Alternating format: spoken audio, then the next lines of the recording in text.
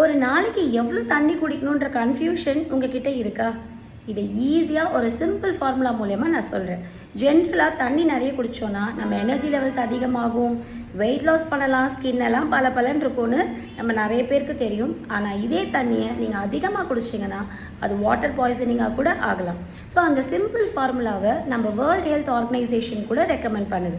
நம்ம பாடி வெயிட்டை 30யோட மல்டிப்ளை பண்ணோம் அப்படின்னா நமக்கு எவ்வளோ லிட்டர்ஸ் தண்ணி குடிக்கலான்றதை ஈஸியாக கால்குலேட் பண்ணலாம்.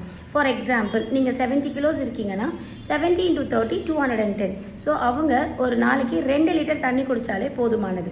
ஸோ அதிகமாக தண்ணி குடிக்கிறதுனால நம்ம கிட்னி ஓவர்லோட் ஆகும். அது மட்டும் இல்லாமல் எலக்ட்ரோலைட் இம்பேலன்ஸ் ஆகி அது வாட்டர் பாய்சனிங்காக கூட ஆகலாம். ஸோ கரெக்டான உங்கள் பாடி வெயிட்டுக்கு கரெக்டான லிட்டர்ஸ் தண்ணி குடித்து உங்கள் ஸ்கின்னை பலப்பலனும், உங்கள் எனர்ஜி லெவல்ஸை ஹையாகவும் அண்ட் உங்கள் பாடியில் இருக்கக்கூடிய டாக்ஸின்ஸையும் ஈஸியாக ஃப்ளஷ் அவுட் பண்ணுங்கள். தேங்க்யூ.